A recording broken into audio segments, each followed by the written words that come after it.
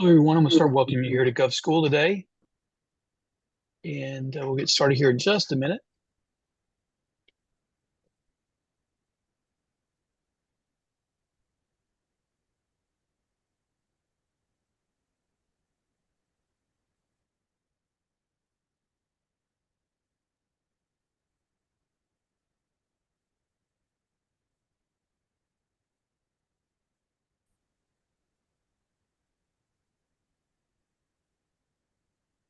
Generally, like to give everybody just a couple of minutes before we start the actual presentation. I want to welcome you here this afternoon to Gov School. I'm going to talk about how to check to make sure you got the top 5 issues addressed for small business contracting, and I'm calling it making sure that you're a healthy contractor.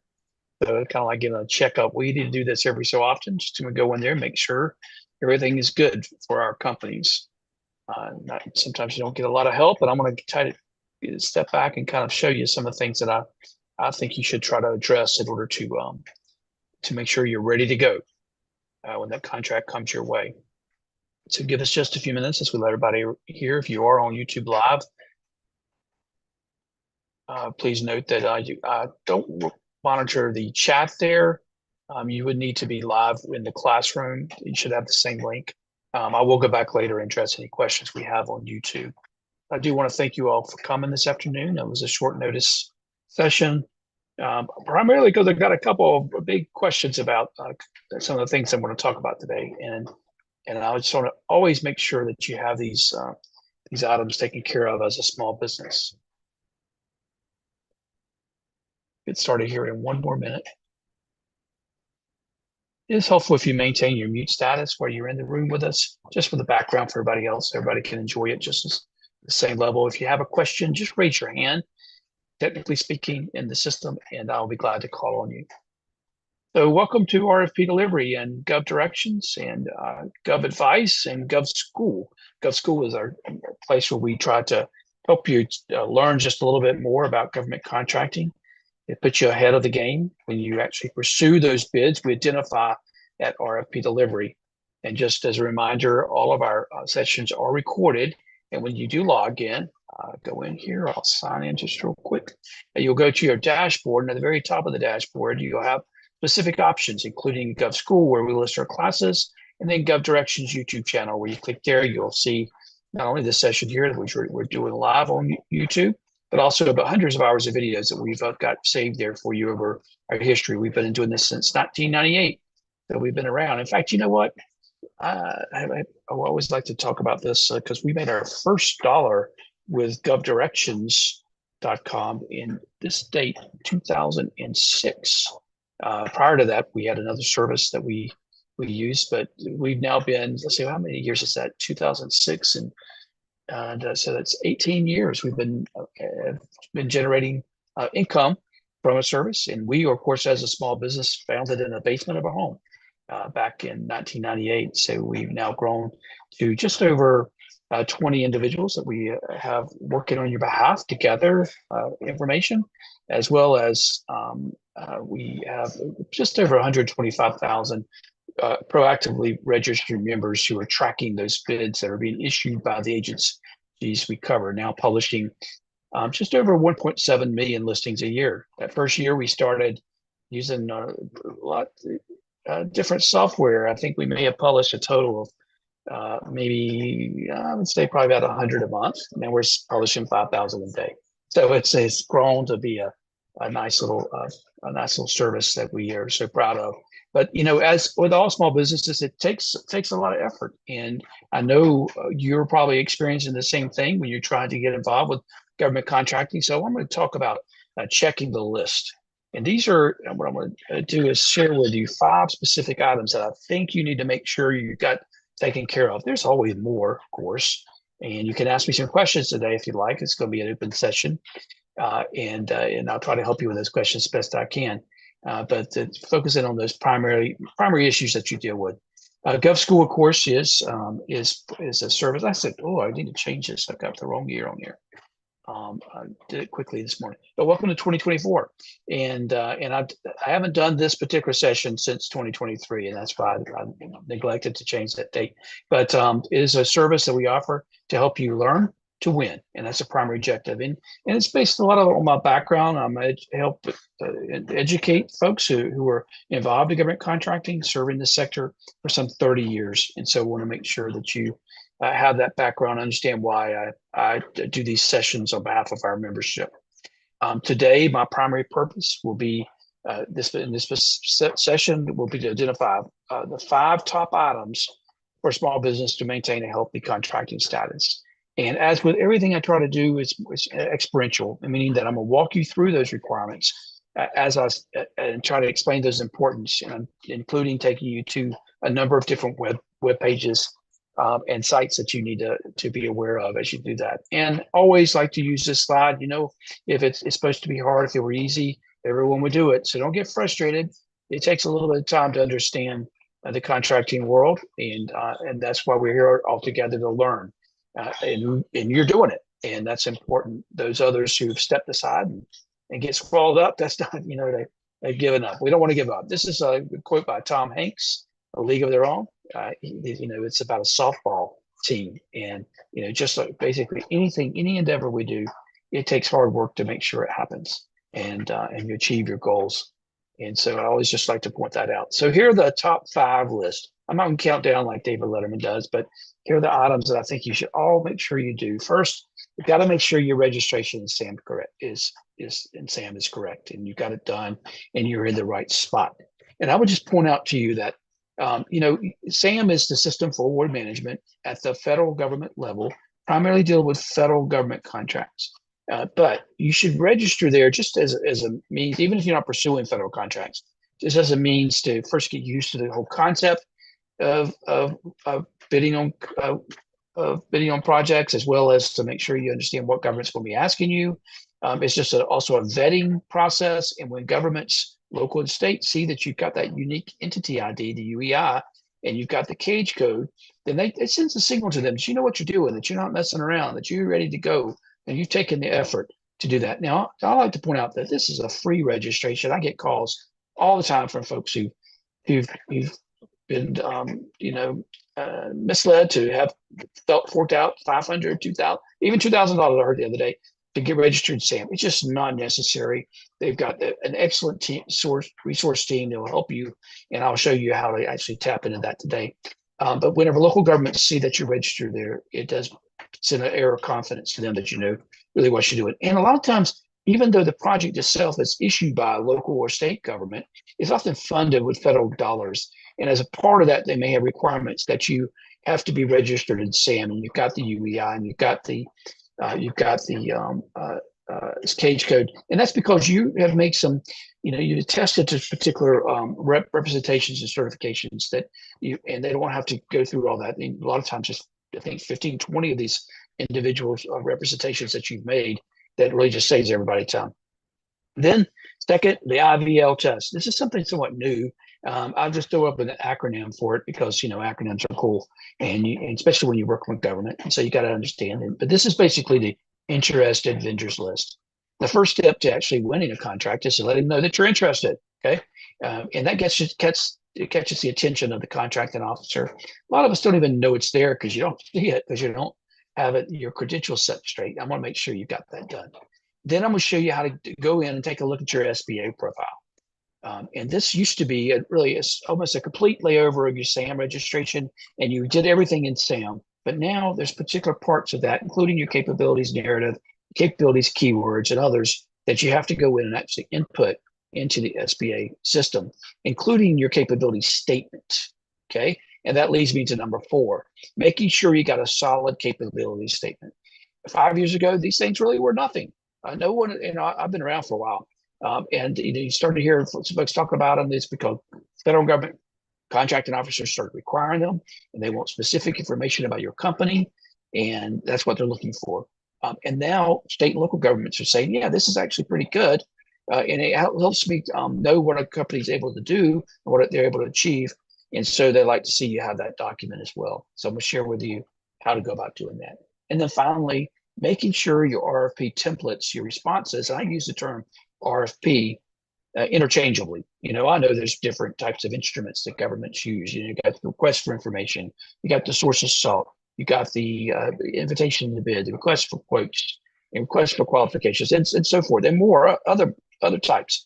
But I just use RFP interchangeably whenever I do these type sessions in order to make sure we're not getting caught up in all the acronyms. Okay, they're fun to look at, but sometimes they can be a little daunting when you get too many of them. Okay, so but the truth of the matter is, all of these contract and instruments that governments use have some specific similarities. They're looking for particular types of things, such as your executive summary, your methods and deliverables, your qualifications, your certifications, things like that. You need to have these documents that you're going to deliver to the government for just about every contract instrument ready to go. And I'm going to share with you what those typically are, including your cover letter and your cover sheet, things like that. So here are the 5 items I'm going to talk about. And I just want to remind you, why are we getting this list prepared? Why are we making sure? That is because, there's going to be a request for proposal that catches your interest as a government contractor. And it's important to remember that it's a solicitation. That means you're competing against others. It's made through a bidding process. Agencies and companies that issue these, they're interested because they're trying to acquire a specific commodity, a service, or a valuable asset. Is important to them.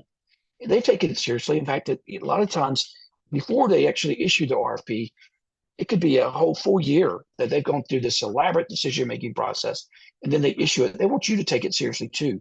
And so they don't want you really coming up at the last minute, the last second, just flying back to them with something that's not professionally done, that's not a business proposal. So you need to be ready to go. And that takes preparation, like everything. And it's not just the preparing in the 20 to 30 days that you might have, or sometimes, a week to 10 days to respond. You got to be ready, okay? And you should have everything ready to go before you even approach the marketplace to actually pursue an RFP.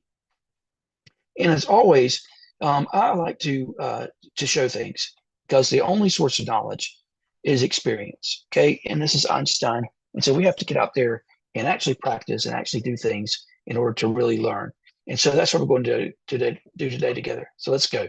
Okay, so as always, we're always looking for bids and finding those bids at RFP delivery, or if you use our more simple Gov directions, and going through and seeing things as nowadays a geospatial analysis, seeing all the individual active bids that are available. I think we got 48,832 bids available today. I bet we'll probably have about 55,000 by the end of the day, all over the world. Primarily, we're any American dollar transfers, and this includes our military bases, the embassies, places like that. Going in, actually finding the bids that have been interesting to you. Many of those will lead you back to the federal government. Okay, those bids are also just one location where we're pulling bids. We're pulling bids from really tens of thousands of locations daily. That's what a team of researchers do for you. But when you come here, you've got to be registered in SAM. Okay, SAM is the System for Award Management. And when you do register, you want to go through and you want to make sure that it's registered. You registered the right way. And in fact, I'm going to go ahead and just go in here and log in under my account. Take me just a second. As you know, this is a new, more fancier system. I'm going to use that right word, more secure, and gives you access to a lot of information.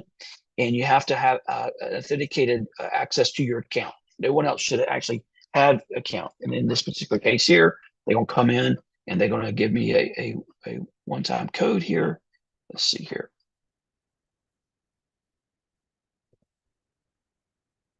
I always like to use my phone text message to get to that. Everybody has their own way of doing that. Okay, going in 335. Okay, and I'm going to submit that. Okay, as I go into the actual account, okay, always know that the workspace is here. Okay, and there we go. Takes you to your main dashboard, pulls up information. I had a warning there. Oh, they've recently updated. They're changing things daily. In fact, it's becoming a lot more easier to use. I'm a big fan of their staff. Always come here, click help, and you can get help if you need to. whenever you go into your SAM, the number one thing I want to teach you is that you need to make sure that you're here. Okay, active registration, first circle, number one. Okay, if you find yourself in any of these other boxes, then you're in the sandbox and you want to get out of it. Okay, we want to get you. We want to always move there. I'll help you get over here. If you have an interest, give us a call. When you come in, you're going to notice you got specific roles. Okay, and so when you actually pursue bids, the roles that you have allows you to actually perform various functions. Okay, I'm just going to choose one here. If I was looking for transportation, for example.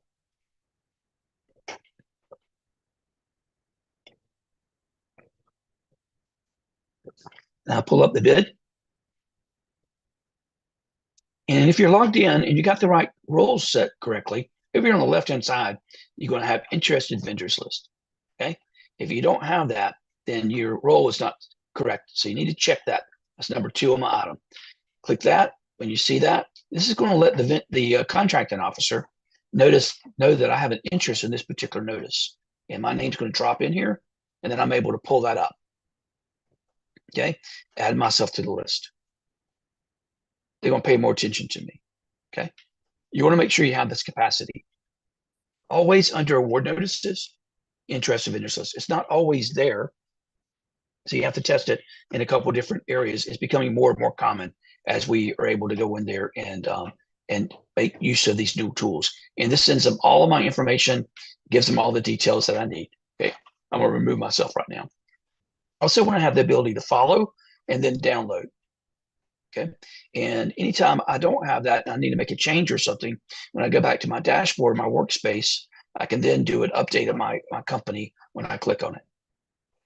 People here, and then I click on it. Over here, three little dots, view my record, and then I can see information specifically about my company. Now, one of the things that you oftentimes have to do in your account is come through and actually do your reps and search and get that information.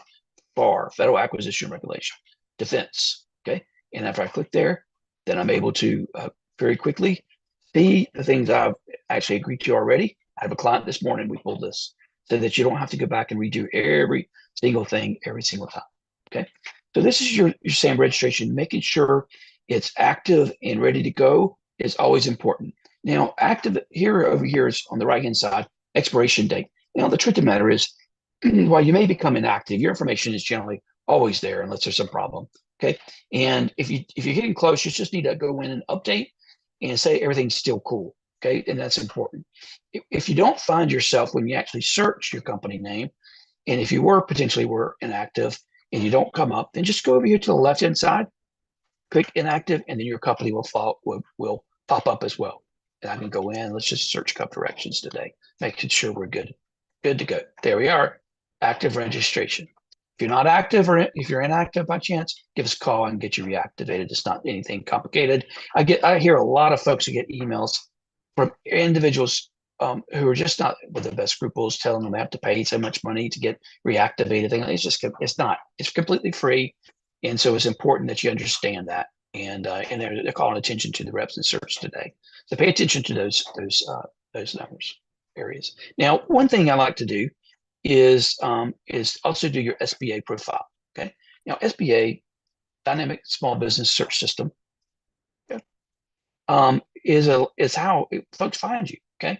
And so if I was going in and I was going to search for a company, potentially, or search for someone in a micro purchase, or if I was going to make, going out there looking for a specialty, if I was a contracting officer, I may come in here and do just a quick search for, like, let's just say I'm looking for luminaries. Okay. Who sells them? Search. Okay. And this is a little bit slower system. Give it a little time and it'll go through. It'll show me which companies provide provide luminary products in the United States. I probably shouldn't have done the entire United States. I probably should have just selected one state. I can get very specific in this. I can go in and say, I just want HUBZone businesses. I just want those within a particular NAICS code and so forth. Now, this is not the Gov Direction system. This is a federal system. So it's taking just a second to go through there. There we go. So when they come through, they'll give me the title of a company, they'll give me the address, and they'll give me the capabilities narrative here. Okay.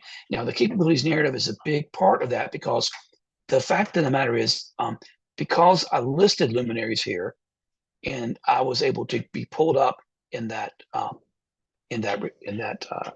grouping, or that keyword that was searched. Okay, so you need to go in there and test your company. In fact, let me just drop in the chat box here today a quick link, so you can actually go and search your company while we're even online. Okay, letting people still in the room today, and you can play around the search to see if you're there. One way you want to make sure you've got your particular company is go in and actually take your UEI, okay, and drop it in here, okay. And I went and let me just pull up my UEI. I had it right there in front of me. Okay. I like to do this experientially so that you can see information and how it works, okay. And as part of that, I need to have my UEI, okay. And going in, or you can do it by cage code, okay. And here's mine. I've never actually bid on a federal contract. I've been on state and local, but not federal. There's my UEI. I can search by cage code number, or if I have an 8A case number, and then I can go in and search. And here I am. Now I don't have my capabilities narrative set. Oh my goodness, that's actually not a good thing. And so I need to go in there and make sure it's done correctly. So how do you do that? Okay. The other thing, before I do that, I'm going to quickly show you, there's parts of this that I can pull up very quickly and learn more about me, and know that I'm an LLC, about our company. And then if I have any special certifications, I can go in there and do that. And I have my NAICS code set. I also do some human resource consulting and organizational development training. If you know anything about my background, I typically work with local governments, though, and just over 400 contracts in 34 states. So got some experience going out there pursuing those contracts. Always make sure your website's there with the HTTPS. Okay. Also, this is something somewhat new here. This is your capability statement link, where you actually can link your capability statement, and that's important. So I told you I was going to go in there and show you what you need to do in order to actually correct the problem I've got, and that's my individual capabilities narrative. Now, luckily, the SBA has done this great little video, okay? And I'm going to just copy this and give it to you in the chat, okay? And they'll show you what you have to do, and I want you to go on your own time and follow that, and you're able to pull that up. If you need to look just like how to register and log into SBA's Dynamic Small Business Search System. But it's going to tell you to go to connect.sba.gov. Okay. And here, when you do register, it's part of the login system at the login.gov. And so you actually go in and set yourself up with that, and you can sign in just right here. And you got your terms and conditions, accept those, and you can go in, and then you can look a little bit detail, and you can log into there and then ask for access to that. And that allows you to step in and update your capabilities narrative and your capabilities keyword, which are so important. And then also link to your let me just go here. I'll show you. It's easier to show you. Okay, and then link to your capability statement online. Okay, and to your website. Sometimes you just want to have the link that's tied to your website, and that makes it a lot easier. But I already have access to DSBS. If you don't see the 6 box here, then you go up here, access, request access. Okay, click there, and then you're able to go in and add that option. Okay, it's going to tell you to take a couple of days to do this, but it's immediate. They've got so efficient now that they really give you quick access to it. And so if I go in here, then I can open up my UEI, and I can then go and click and see over here on the left-hand side how to actually go in there and update. Okay, and so I just wanted to show you that. Okay, and then let's go back and see, did I cover everything? Oh, wait, the RFP templates, so important. We, of course, have a great service where we'll help you with that information and helping you prepare with, go here.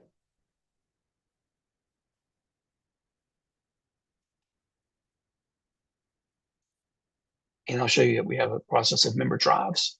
And we actually can, if you have an interest in getting this kind of assistance, you just reach out to us. I would be glad Dale can actually talk to you about that on our staff and get you set up correctly. But let me just go here to what I always do, these are what you're looking at are some clients that I currently work with. And on our desktop, I've got a folder, sample folder, pull it over. Okay. And in here, you're able to go in and we have some documents pre-prepared. I'm gonna show you the ones you really do need to make sure you have in place here. Okay. Sample folder. Okay. So your templates, you want to make sure it's got your cover sheet and your cover letter. Let's show you what one looks like here. Your response, your RP number, RP name, logo. I like to put the logo of the agency or the logo of the company that I'm working with.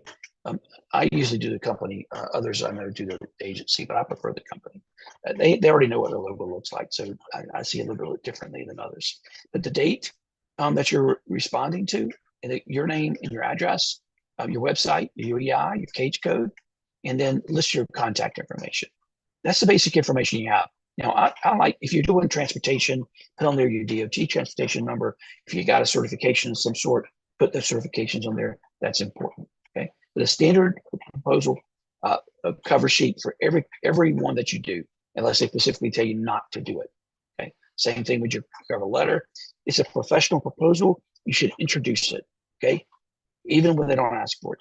Okay? Sometimes they call these transmittal letters and they request them. But even if they don't, you should always give a salutation to someone who's asked you to respond and you're responding to them. That's a business. This is business etiquette. Okay. You want to put your logo, your date, who you want to reach out to with a salutation of some sort. Always the reference information as well as details about that. Your first paragraph, tell exactly what you're doing, why you're responding. Second, how you meet their qualifications. Tell a story about your company. This is your capabilities. I always say 2 to 3 sentences. It's almost like you were at a dinner party. So it says, tell me about how great you are. And you tell them, okay? Spend time developing that. It's important. Accuracy, brevity, clarity. Don't overstate yourself. And then at the last paragraph, state any certifications that you have to make, any kind of special requirements that they may ask for, as well as a way to get in touch with you. Okay. Always give your address at the bottom. Always make sure you give contact information. Very important. And then your proposal itself, almost always uniquely done, but have that ready to go, a sample.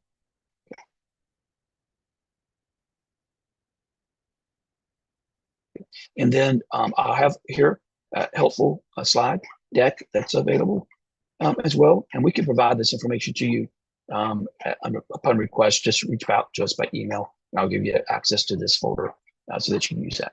Okay. And with that, we're at a 30-minute mark. I always like to keep these very straightforward. I'm going to stop the recording and see if there's any specific questions for those in the room.